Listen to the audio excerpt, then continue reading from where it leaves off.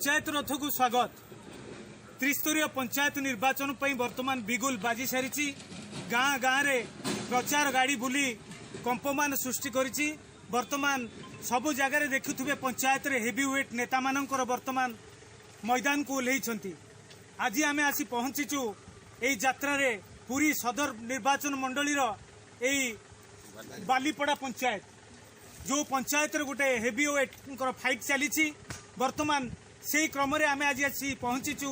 आज थिला बीजेडी रो रैली थिला आम गहन रे अछंती समिति सभ्य प्रार्थी जे कि आगुरु सदर ब्लॉक रो चेयरमैन थिले, बिजू जनता दल रो जणे टाणुआ आगधाड़ी रो नेता तथा जिला परिषद रो पूर्वतन चेयरमैन श्रीजुक्त दिवाकर पात्र तांकू बाबू भाई बोली समस्ते जानती। आज आम श्रीजुक्त पात्र को पचारि बुझिबा एई जो निर्वाचन रे आपण एठी रणांगन रे उत्तीर्ण होइचंती, आपणकर आभिमुख्य कौन आ मुद्दा कौन रखी आज ये बालीपड़ा पंचायत रे ठिया होइचंती समिति सभ्य प्रार्थी पई श्रीजुक्त पात्र महोदय। बालीपड़ा पंचायत गोटे पूरी सदर निर्वाचन मंडली बिजू जनता दल दुर्ग कहले चले।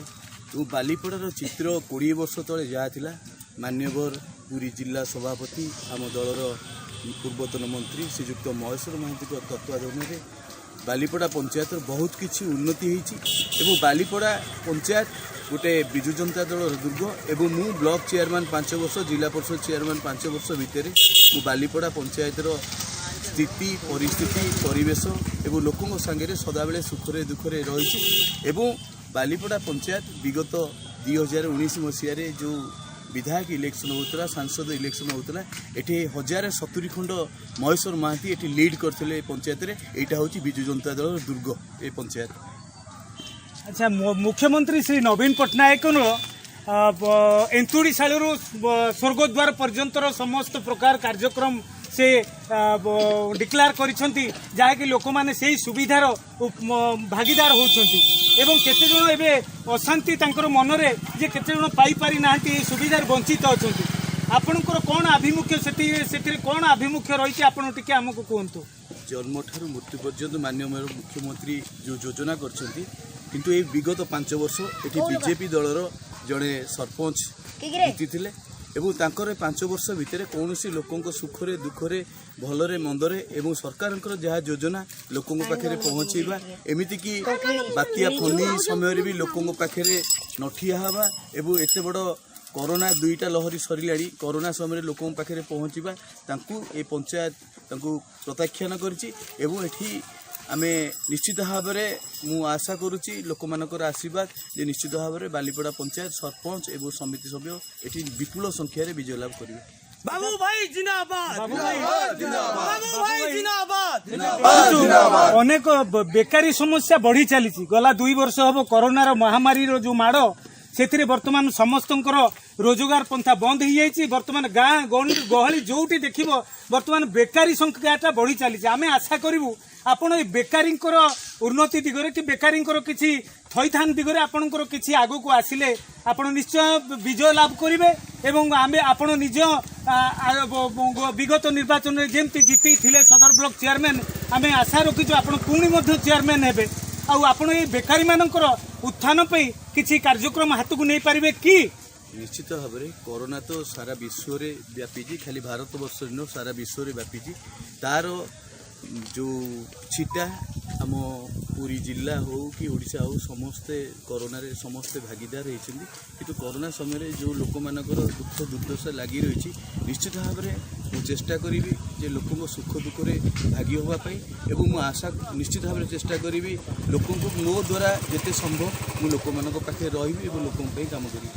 आउ गोटे कथा मन को आसूची एठी आमे सुनुचु एटा गोटे भितर कथा एठी बीजेडी भितर गोटे फाइट एठी होउची बोली आमे टिके भितरिया सुनिया पाउछु एटा कोन सत्यता एथरे केते दूर सत्यता अछि आपण टिके कहिबे। बीजेडी भितर फाइट नहीं आपण देखिथे प्रति पंचायत रे आम दलर भितर आम दल एठी बीजेपी रा संगठन किछि नै जहाँ भी हम आमरी दल भितर किंतु सेमिति किछि परिस्थिति नै ठीक भाव में चली एठी किछि असुविधा हो। धन्यवाद। आम ए जीवा ये बालीपड़ा पंचायत केते जण युव भोटर माने अछंती तांको ठारू किछि किछि बाबू भाई प्रति समर्थन अछि एवं तांको ठारू कोन आशा रखिचंती टिके आपन परिचय देबे एवं आपन कहिबे। ମୋ ନା ଆଜ୍ଞା ମାଗି ଜେନା। ମୁଁ ଗତ ବର୍ଷ ପୂର୍ବତନ ୱାର୍ଡ ମେମ୍ବର ଥିଲି। ଯେହେତୁ ବିଜେଡି ସରକାର ଆମର ଭଲ କାମ କରୁଛନ୍ତି, ନବୀନ ବାବୁ କାମ କରୁଛନ୍ତି, ମହେଶ୍ୱର ବାବୁ କାମ କରୁଛନ୍ତି, ବାବୁ ଭାଇ ଆମର ଭଲ କାମ କରୁଛନ୍ତି। ଆମେ ଏଥର ବାବୁ ଭାଇକି ଜିତେଇବୁ, ବିଜେଡି ଦଳକୁ ହିଁ ଜିତେଇବୁ। ଆଚ୍ଛା, ଆଉ ଜଣେ ବାବୁ ଅଛନ୍ତି ଆମ ଗହଣରେ ଏ ଅଞ୍ଚଳର ଜଣେ ଆଗଧାଡ଼ିର ଜଣେ ଯୁବ ସମାଜସେବୀ। ଆପଣ ଆଜି ଯୋଉ ବୁଲୁଛନ୍ତି, ଆଜି ରାଲିରେ ବୁଲୁଛନ୍ତି, ନିର୍ବାଚନରେ ଆଜି ଆସିଛି ପଞ୍ଚାୟତ ନିର୍ବାଚନ, କଣ ଆଶା ରଖିଛନ୍ତି? ମୋ ନାଁ ନବରଞ୍ଜନ ସାହୁ, ମୁଁ ବାଲିପଡ଼ା ପଞ୍ଚାୟତ ଜଣେ ଅଧ୍ୟକ୍ଷ ଏବଂ ଆମର ବିଜୟ ଦଳ ସବୁ କର୍ମୀମାନେ ଜିତିବେ। ଆପଣ ଦେଖୁଥିଲେ ଆଜି ଯୋଉ ବିଜେଡିର ରାଲି ଥିଲା, ଆଜି ଅତି ଆନନ୍ଦ ଆଉ ଉତ୍ସାହ ମଧ୍ୟରେ ଆଜି ହଜାର ହଜାର ମୋଟର ସାଇକେଲ ରାଲିରେ ଆଜି ଏଠାର ଯେ ସମିତି ସଭ୍ୟ ପ୍ରାର୍ଥୀ ତଥା ପୂର୍ବତନ ଚେୟାରମ୍ୟାନ୍ ଥିଲେ ବ୍ଲକର ଦିବାକର ପାତ୍ର ମଧ୍ୟ ଆଜି ଏହି କାର୍ଯ୍ୟକ୍ରମ ସାରିଛନ୍ତି ଏବଂ ଆମେ ଆଶା ରଖୁଛୁ ଆଗାମୀ ଦିନରେ ଆମ ଗହଣରେ ଅଛନ୍ତି ଆଉ ଜଣେ ଆଗଧାଡ଼ିର ବିଜୁ ଜନତା ଦଳର ଜଣେ ଆଗଧାଡ଼ିର ତୁଙ୍ଗ ନେତା ପଦିଆ ଭାଇ। ତାଙ୍କଠାରୁ ଆମେ ବୁଝିବା ଯେ ଏଇ ଯୋଉ ପଞ୍ଚାୟତ ନିର୍ବାଚନରେ ଆପଣଙ୍କ ଦଳର ଆଭିମୁଖ୍ୟ କ'ଣ ଆଉ କୋଉ ସ୍ଥିତିରେ ବର୍ତ୍ତମାନ ଅଛି? ଶ୍ରୀଯୁକ୍ତ ପଦିଆ ଭାଇ। ଧନ୍ୟବାଦ। ଆଭିମୁଖ୍ୟ କ'ଣ? ନବୀନ ପଟ୍ଟନାୟକଙ୍କର ସବୁ ଆଭିମୁଖ୍ୟ। ନବୀନ ପଟ୍ଟନାୟକ ମୁଖ୍ୟ ଲୋକ। ଓଡ଼ିଶାରେ ଯେଉଁ ପ୍ରଗତି ଧାରା ଚାଲିଛି ତାକୁ ଆଗେଇ ନେବାରେ ଆମେ ସବୁ କର୍ମୀମାନେ ସହଯୋଗ କରୁଛୁ। ବାଲିପଡ଼ା ପଞ୍ଚାୟତରେ ବହୁତ କାମ ହେଇଛି, ଆହୁରି ବହୁତ କାମ ବି ବାକି ଅଛି। ସେଇଥିପାଇଁ ଦଳ ତରଫରୁ ଦିବାକର ପାତ୍ରଙ୍କୁ ମହେଶ୍ୱର ମହାନ୍ତି ନିଜେ ବାଲିପଡ଼ା ଦାୟିତ୍ୱ ଦେଇଛନ୍ତି। ଏଠୁ ଆମେ ବିପୁଳ ସଂଖ୍ୟାରେ ଜିତିବୁ ଏବଂ ବାଲିପଡ଼ାରେ ଯେତେ ସବୁ କାମ ଅଧୁରା ବାକି ରହିଛି, ଯୁବକଙ୍କର ହେଉ, ମହିଳାଙ୍କର ହେଉ, ଗ୍ରାମର ହେଉ, ସମସ୍ୟା ସବୁ ସମାଧାନ କରିବେ ବୋଲି ସେ ବିଶ୍ୱାସ ବାଲିପଡ଼ାବାସୀଙ୍କର ଅଛି। ଏବଂ ଦିବାକର ପାତ୍ର ଏଠି ବାବୁ ଭାଇ ଯାହା କହୁଛନ୍ତି ସବୁ ଆପଣମାନେ, ସେ ଜଣେ 30-35 ବର୍ଷ ହେଲା ଏଇ ରାଜନୀତିରେ ଅଛନ୍ତି ଏବଂ ଜୀବନରେ ସେ କେବେ ହାରି ନାହାନ୍ତି। ଚେୟାରମ୍ୟାନ୍ ଥିଲେ, ଜିଲ୍ଲା ପରିଷଦ ଚେୟାରମ୍ୟାନ୍ ଥିଲେ, ଏବେ ବି ଜିଲ୍ଲା ପରିଷଦ ମେମ୍ବର ଅଛନ୍ତି 12 ନମ୍ବର ଜୋନ୍। ପୂର୍ବରୁ ସରପଞ୍ଚ ସିଏ ସବୁଆଡ଼େ ମାନେ କୌଣସି ମାନେ ଯେଉଁ ପଦ ରହିଛି ସେ ସବୁ ଉପଭୋଗ କରିଛନ୍ତି ଏବଂ ତାଙ୍କୁ ଏତିକି ମାତ୍ରାରେ ଲୋକ ଭଲ ପାଆନ୍ତି ଯେ କହିବା ଅନୁଚିତ।